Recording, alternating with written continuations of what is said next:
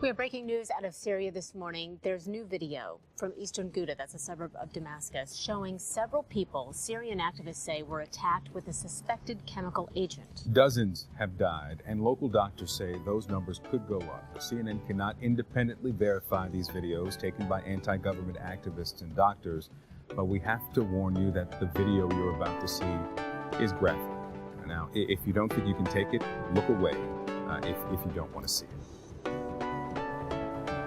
الله أكبر مدينة دوما الله أكبر استشهدوا جراء قصف. I know it's so hard to look at. These are the men, women, children of Douma lying on the floor. This is an underground shelter here. What you see around their mouth appears to be foam. That's a sign of a chemical attack. This is not the first time chemical attacks, though, have been reported in Syria. Now, the government has been accused on at least 3 other occasions in the last 6 years. But the Syrian government denies being behind this incident. CNN senior international correspondent Fred Pleitgen live from Damascus right now, the only Western TV journalist there. Fred, so good to see you. Help us understand what you're learning this morning. Yeah. Hi, Christy. Yes, certainly seems to be some troubling events that are happening. All of this going down only about, I'd say about 8 miles from where I am right now. Now, the latest information that we have is that apparently around 8:30 last night, a helicopter, this is according to rebel and opposition media sources, a helicopter from the Syrian government apparently dropped some sort of improvised explosive device called a barrel bomb. And then after that happened, many people in that Eastern Ghouta region, specifically the neighborhood of Douma, came down with respiratory problems. And then you had those many casualties, with the opposition saying that dozens of people have been killed. And as you've mentioned, they expect that the death toll is going to continue to go up. And that's also shortly afterwards that we found or got those videos that then came out of those people with those respiratory problems, of doctors trying to help them, and of general what seemed to be panic in that area. Now, again, we can't independently verify those accounts. We can't independently verify those videos. And certainly the Syrian government has come out in a very strong way denying these allegations. They say that they had a battle in that area. They were making gains on the battlefield. They have no reason, they say, to use chemical weapons in that area because it's encircled by the government forces and was on the anyway. They also say these chemicals, the area where they were apparently used was not on the front line. It was more in the rear echelon, and that would give them even less of an incentive to use them there. So you have the denial from the Syrian government, you have the opposition groups saying that this happened, and of course, in the midst of all this, you have civilians who once again here in Syria are suffering the worst, Christy. And Fred, of course, as you've mentioned and I've mentioned, this is not the first accusation and denial of use of chemical weapons, and of course part of the broader civil war that's been going on there for years, and hundreds of thousands of people killed. And the difficulty for the U.S. to come up with a strategy to deal with it. I want you to listen to what the retired General Mark Hertling said just a few minutes ago about the U.S.'s problem here. The somewhat schizophrenic foreign policy regarding Syria that, by the way, Christy, as we know, hasn't just started with this administration. There was challenges and ambiguities in the last administration as well in terms of what to do with about Syria. It seems to be more problematic today than it was even if we go back a week ago, because of what President Trump said about wanting to pull out as fast as possible, about the obvious contention that there existed between the State Department, the Department of Defense, the Central Command, saying they were, in fact, increasing the number of troops in Syria. And Fred, most people agree that there's no military solution there, but it appears, as the general says, that the world's getting further from a diplomatic solution there.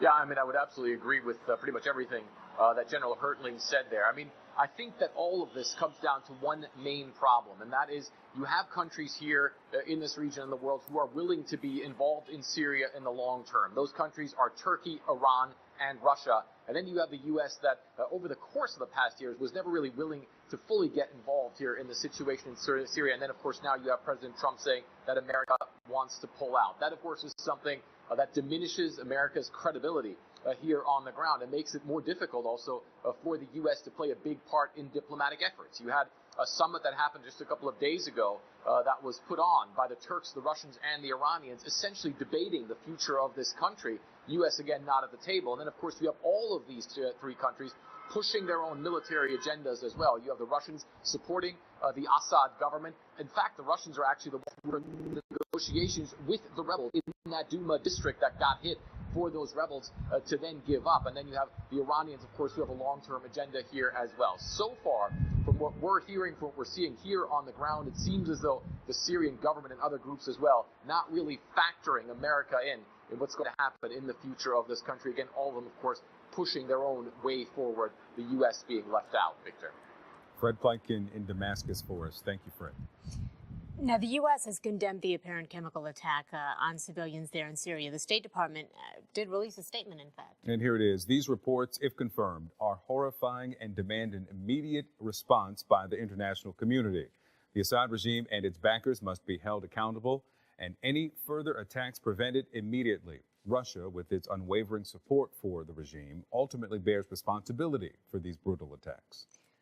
U.S. officials say President Trump will wait for today's UN meeting before deciding on a U.S. response. The president already has a planned meeting with senior military advisors tonight. He said just last week that he wants to pull American forces out of Syria. Major Garrett is at the White House, where the president strongly criticized Syria's president yesterday. Major, good morning. Good morning. You know, a year ago when President Trump launched those cruise missile strikes against Syria in reaction to its sarin gas attack, he weighed many risks, among them killing or wounding Russians on the ground, damaging Russian planes, aiding the Syrian Assad regime, or doing anything that could draw the U.S. into direct conflict with Russia. Those concerns are just as real now. There's no defense of this kind of conduct. There's no reason for it. White House Homeland Security Advisor Tom Bossert said the president was considering a military strike to reinforce the administration's stated zero-tolerance policy for battlefield use of chemical weapons. We'll see what our response is. I'll let our president have another day or two. Sunday morning, the president tweeted that Putin, Russia, and Iran were responsible and would have a, quote, big price to pay. This is a defining moment, Mr. President. South Carolina Republican Lindsey Graham. If he doesn't follow through and live up to that tweet, he's going to look weak in the eyes of Russia and Iran. I want to get out. I want to bring our troops back home. Mr. Trump said last week that he wanted to pull the roughly 2,000 American troops out of Syria within 6 months. And we're thinking about that very seriously. Okay? The president's abrupt push to leave Syria alarmed his national security team and Middle East experts at the State Department. Defense Secretary James Mattis and the chairman of the Joint Chiefs of Staff, Joseph Dunford, oppose withdrawing within the 6-month timetable. The president launched missile strikes on a Syrian airbase last April following a chemical attack that killed more than 90 civilians. Arizona Republican John McCain accused the president of telling the world he would prematurely withdraw from Syria. Now McCain said Mr. Trump must strike again to, quote, demonstrate that Assad will pay a price for his war crimes. Diplomats at the State Department have been working there for nearly a month since Secretary of State Rex Tillerson's firing. The incoming National Security Advisor John Bolton starts today. He has previously said, Gail, that Syria will require a sustained American commitment and it cannot walk away or withdraw as it did in 2011 from Iraq. All right, Major, thank you. Bolton will have to hit the ground running as he takes over the role of National Security Advisor. He is joining the White House today with a long list of policy priorities, including, here we go, North Korea, Russia, China, and now another gas attack in Syria. So how should the U.S. respond? Here now to weigh in, a senior fellow at the Hudson Institute, Rebecca Heinrichs. Thank you for joining us this morning, Rebecca. What do you think? What would you like the response to be? Overwhelming punishing force used against Assad. It's been a year since the United States responded with military force after the last major chemical weapons attack. But Assad has been using chemical weapons since then, too. This is not the first time that he has used them since then. He's been using them at a much smaller scale. And you use chemical weapons as terror weapons. They're meant to break the will and break the morale of your enemy, in this case, the rebel forces that are embedded there, because this causes agonizing and painful death death against women and children specifically. It is atrocious. The United States cannot tolerate this. And so last night I was saying on social media, suit up John Bolton, put him in, because he's the guy to do it. Yeah. And what's interesting about all this is the president calling out Vladimir Putin on Twitter over the weekend. You know that John Bolton is way more of a hardliner than anybody else we've ever seen in this role, including H.R. McMaster's. Do you think the president's willingness to call out Vladimir Putin is a sign that John Bolton is really starting to have some influence even before he officially takes the job, which is happening today? Well, I think President Trump has already been losing patience with Putin. Even some of the leaks that have come out with some of his private conversations with Putin have indicated that it's a mixed bag of positive, but also being very pointed and clear with Putin. So I think President Trump his patience has been wearing out. I think H.R. McMaster did a great job as National Security Advisor. But what's so good about Ambassador Bolton is he's going to have this really good rapport with President Trump. He's very clear-eyed about the threat. He is sort of the first America firster, very clear about what America's interests are and what is necessary to protect the United States. And so I think he really is the perfect man to get in there at this point in time. Rebecca, what would you like to see from him right off the bat? What we need right now, today I hope that there's going to be a strong, coordinated effort between the United States and the French, at least, against Assad. There's some indication that it was the Israelis that were already attacking Assad's forces last night. So right off the bat, we got to have this, because you can't allow chemical weapons to continue being used. So I hope there's going to be an overwhelming force.